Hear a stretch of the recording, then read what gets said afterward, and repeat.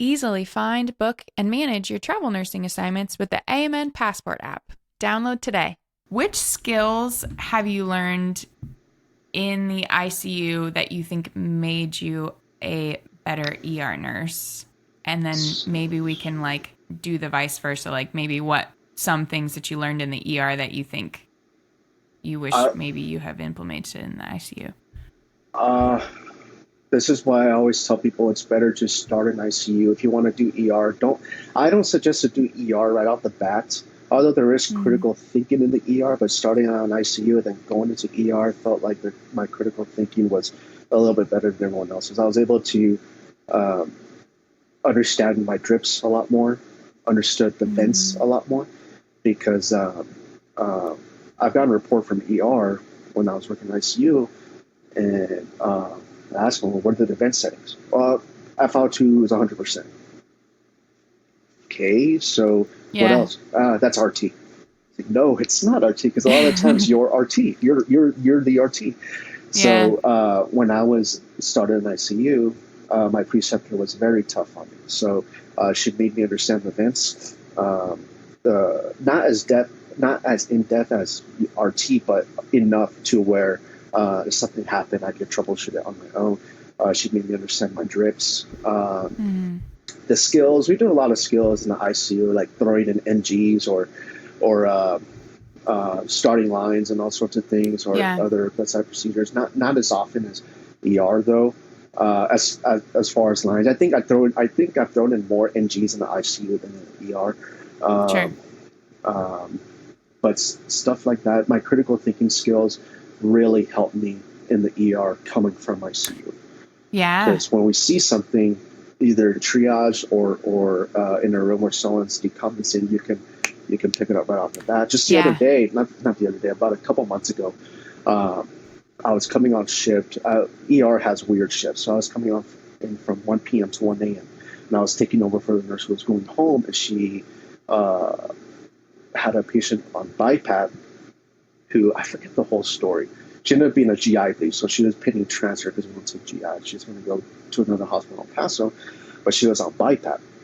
But I'm listening to her giving a report. I'm listening, and I could see I could hear the alarm, and you could hear the BiPAP doing that, and you hear the the alarm going off, the red alarm, which Yeah. Yeah. uh, like just yelling at you. So I said, okay, Yeah. well, I go in the room and I'm in there for a few seconds and turn around. So, nope, got the PA who was in charge. Like, you need to come into room 21 right now. She's going to be tuned. So he walks in. Oh yeah, we're in the tuber like right now. And Yeah. unresponsive people's kind of pinpoint um, had a pulse and everything, had a real crappy blood pressure, but she was breathing in the like the 40s or 50s on BiPAP. Mm. Wasn't picking up sats because she was mottled everywhere. I think the only one we could get a sat on might have been her nose or her ear. It was still kind of hard to get, so we had Yeah. to tube her. Yeah, but I was able to see that coming in right off the bat. Uh, Yeah. uh, I don't blame the ER nurse because she's new. She's very green and she's just not used to a lot of the critical stuff. Um, so so she just saw BiPAP, kind of just threw it off to RFT, and just dealt with orders. Also the Yeah. downfall of ER too is because a lot of it is uh, task oriented. Yeah. A lot of the times Yeah. you'll get an order and they're not. A lot of the nurses don't really think about the order. They're just doing it. Right. So Right. mhm. Yeah, I've had situations where like, a patient will be in here for a GI bleed and it's like, okay, they look kind of stable, but they have esophageal varices and they're like really high risk for like, exsanguinating and like, hemoptysis and stuff and like you'll have these drips for like octreotide and pantoprazole and stuff that they're tasks so the nurse would be like, okay, I'll get to hanging these, things, but like I have, X, Y, and Z and all these other things. But Mhm. like,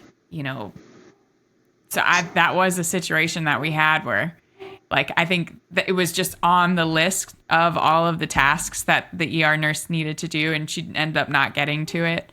And like, but that's one of those things where like you have to know the trajectory of GI bleed patients and like what that medication is for, because like ultimately that's what's going to protect them from, you know, what happened, which is like this, you know, massive, I think we ended up like mass transfusion protocol, you know, hemoglobin of 4, like, it's just, it's there's so many things that you have to do.